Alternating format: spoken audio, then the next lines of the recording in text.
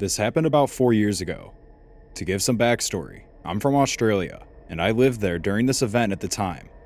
My girlfriend, who's now my wife, lived in another country, but was visiting me over Christmas break. I lived in a big city, which if you drove for about an hour in any direction, you would either be led to another city or to beautiful areas of nature. My friends and I decided to take my girlfriend to see the mountainous nature, and we decided on a national park about an hour and a half away from where we lived. This place was definitely no sort of secret location.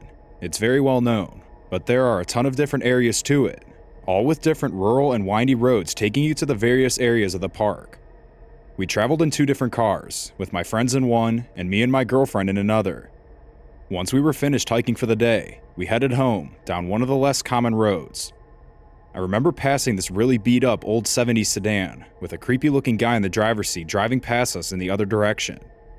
This wasn't uncommon, as there were a lot of smaller, less economically sound towns scattered around the area, but for some reason, him and his car stood out, and my girlfriend and I definitely noticed it.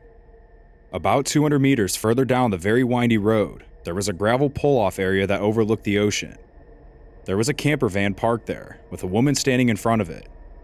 As soon as she saw us, she jumped out onto the road and flagged us down. Now, I've read enough, and heard plenty of stories to know that pulling in to help a stranger on a quiet road might not be the safest idea, but I didn't give it much thought, since my friends were behind me as well. Luckily, she wasn't a dangerous person by any means. She was quiet, and seemed obviously upset and scared as we pulled in. I told my girlfriend to wait in the car, and I got out to speak to her. She was almost in tears. I can't remember where exactly she was from, but I remember that it was a Central European country, and she was touring around with her 4 or 5-year-old daughter. She told me her van had broken down, so she parked on the pull-off and called the van's company assistance line and was waiting for help. By this time, my friends had pulled in behind us, and a couple of them had come over to see what was up. Apparently, a creepy man had driven past her a few times already.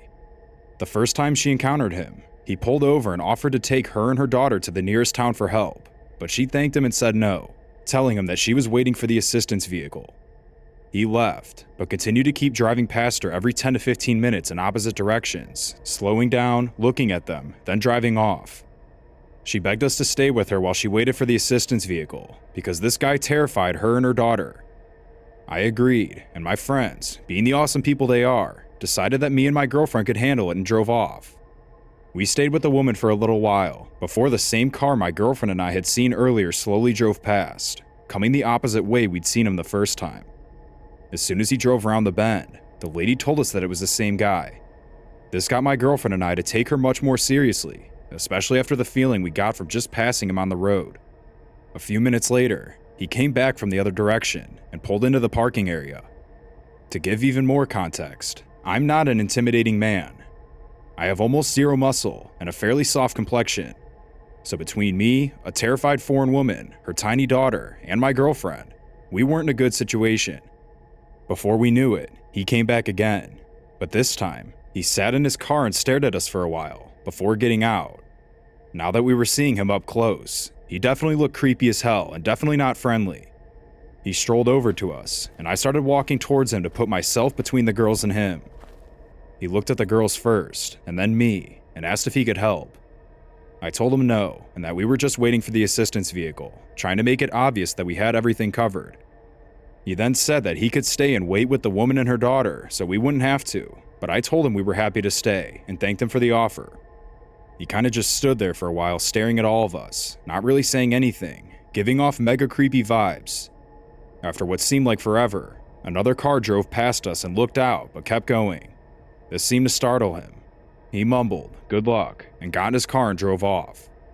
We waited with this terrified woman and her daughter for almost 90 minutes, and we ended up talking a lot, trying to explain that not everyone was like that in Australia. Finally, the assistance vehicle arrived, and a bigger dude who could definitely handle himself walked up. I guess I was still paranoid, so I asked him if I could see his ID and stuff to be safe, but he was in a car marked by the company, had a bunch of tools, and definitely seemed to be legit. We gave the lady my number and asked her to text me when she was back safe. She was so grateful for us staying with her for such a long time, and it made me feel good that even if this dude was just a weird-looking awkward country guy that didn't mean harm and was really just trying to help, we still made her feel more comfortable in a foreign country. After all was said and done, my girlfriend and I definitely believed that he was up to no good. I got a message from her later that night that she was safe, so everything ended well. I'm glad we were there at the right time, because if we hadn't been there, I know that something horrible would have happened to that woman and her daughter.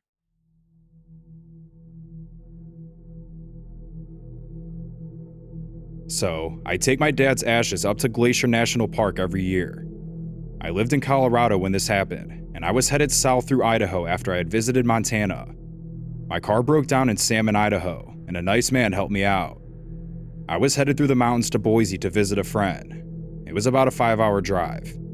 Before I entered the truly mountainous section of Idaho, I saw a hot spring on the side of this 2-lane highway along the Salmon River, so I decided to take a dip to relieve some of my stress from the car issues earlier. The hot spring had a bathhouse up at the top near the road, and a wheelchair ramp that went down to the area near the springs on the side of the river. People had created little bath-shaped sections in the river that were separated by river stones, so you could actually sit in a spot that was shaped like a hot tub, because it held water from the hot springs while the river rushed over it. I was completely surrounded by huge mountains, and it was a really cool sight. I got out of my car and headed down to the hot spring, taking my dog with me. It was starting to get dark, but I wasn't planning on staying too long anyway. Every half hour, a car would pass by, so I was pretty much alone. Knowing that there wasn't anyone around, I took off my shirt and hopped in. When I was sitting in the hot spring, I noticed a car approaching in the distance. It pulled up right next to mine, directly in front of the bathhouse. It was a truck, and there were 3 men inside.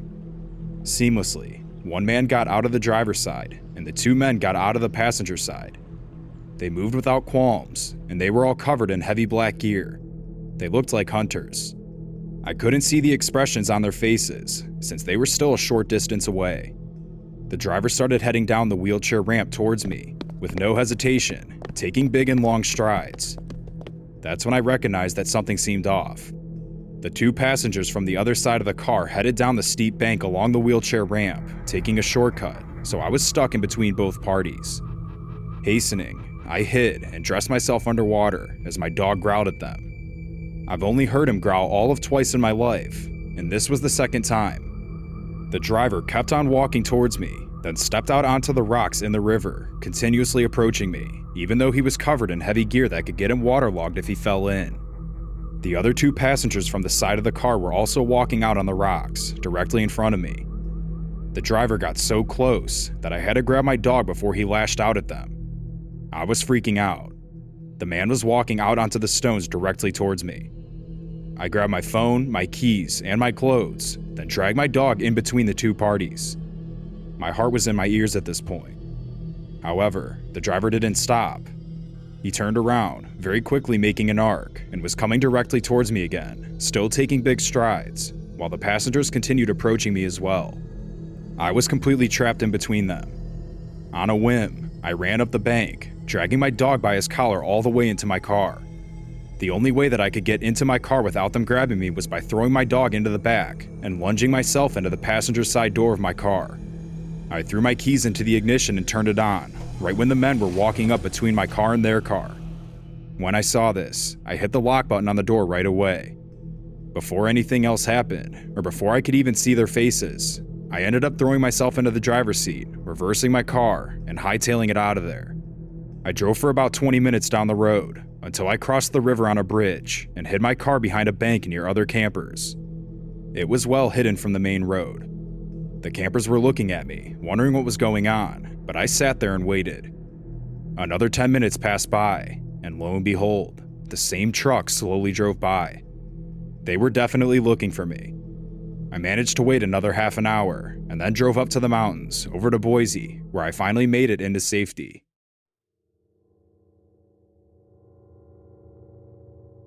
My wife and I are huge into traveling.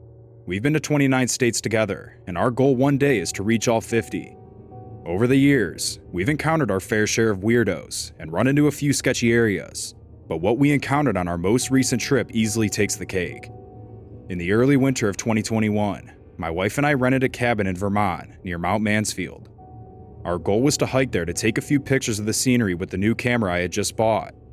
The cabin we had booked was completely secluded, surrounded by woods and mountains, and we were really looking forward to going. Once we arrived to the cabin, I felt a sense of peace and connection with nature, making it such a unique trip that separated itself from all the others. The trees were lined white with snow, illuminating the woods to the point where you could see miles ahead while looking out the window at night. On our second day there, we woke up early and planned to hike up to Mount Mansfield. It was about 9 or 10 miles away from us, so we mapped out a route and made our way into the woods, with all the essentials we need for the day in our backpacks. We climbed up and down several small hills, occasionally crossing roads and a couple ravines, until we spotted something unusual. There was an old barn-type building in the distance. It sat alone in a field a few hundred feet ahead, and it definitely looked like it was abandoned. As we got closer, it was apparent that it caught on fire at some point, because the wood on the outside was badly burned. It was really creepy seeing it out there in the middle of nowhere, but it definitely sparked my interest. I started taking some close-up pictures of it, while my wife sat down on a barrel to eat and drink some water. I eventually sat down next to her to eat, since I was starting to get hungry too. We finished up pretty quickly, and got back on our feet shortly after so we wouldn't get too tired. Right when we were about to throw our backpacks on and leave, a loud metallic crash echoed from inside the barn. We both froze, immediately shifting our eyes towards the barn. From our vantage point, we had a clear view of the inside. It was mostly dark, but you could see the outlines of fences and some old tools along the walls. It definitely startled me, but I was convinced that either an icicle fell on something, the wind blew one of the tools over, or there was an animal inside. I took a few steps forward, while my wife stayed back, and I yelled, "Hello? Anyone in there?" I got no response, and I took a couple steps closer, where I was able to get a better look at everything inside. It definitely looked like animals lived in there at one point, because there were several cages and cells along the sides. I was able to crack a window for better lighting, and it made for a perfect picture. I asked my wife to bring my camera in so I could get a couple shots before we headed out. She handed me the camera, and just as I was about to take a picture, I almost jumped out of my skin when I heard a metallic scraping noise. It was coming from above us. We both looked up, confused and a little concerned. The barn had another floor above us, but it only covered maybe a quarter of its width. There weren't any ladders leaning up against the walls, and there wasn't even a staircase. My wife was pretty scared, but I'm usually very rational, so I rarely let myself get freaked out. I told her it had to be an animal, and there was nothing to worry about. Before my wife could even process what I said, I heard footsteps. And in that very moment, I knew that was not an animal. I put my finger up to my lip when my wife looked at me, because I could tell she was about to scream. I yelled out something like, "Hey, who's up there?" But like before, I got no response. Suddenly, the face of an older-looking man emerged over the ledge above us. He had a long, gray, unkempt beard, with dirt and mud all over his face. I waved at him, trying to act like I wasn't terrified that there was a random person above us in this seemingly abandoned barn. He looked at me for a split second, before his eyes shifted to my wife, who was standing at the barn entrance, coaxing me to get out of there. At that point, I assumed he was homeless, so I tried to at least show some decency and asked if he needed help. After I said that, his head disappeared back over the ledge, and that's when I heard the same metallic scraping noise again from earlier. After a few seconds, it was clear that he didn't want any help, or any sort of interaction for that matter, so I started walking out. I was looking at my wife, who was obviously dumbfounded by this entire encounter. Suddenly, her eyes shifted up after being locked on mine. She screamed at me, "Get out!" Before I could even react, a pitchfork landed straight into the ground, just inches in front of me. The prong sunk deep into the ground, and I literally watched my life flash before my eyes. Out of instinct, I screamed as I frantically maneuvered around the pitchfork. Without looking back, we both ran as fast as we could in the direction of our cabin until we were a good distance away. I don't think the shock wore off until we were at least a mile away from that barn, because we didn't say a single word to each other the entire time. We eventually made it back to the cabin, still shaken up obviously. That was easily the most horrifying moment of our lives, especially mine, and I can't keep thinking about how I was literally inches away from death. Once I had some time to take in everything that happened, I started to put some things together, even though the intentions of that person and why they were there in the first place are still a mystery. Although I can't be sure, I think the metallic scraping sounds were him sharpening the pitchfork with something. It's at least the only explanation we could come up with. He most likely saw us coming from the window on the second level, but I don't understand why or how he got up, and why he literally tried to kill me. We were very lucky that day, and if it wasn't for my wife's warning to make me pause for a split second, that pitchfork would have directly hit me.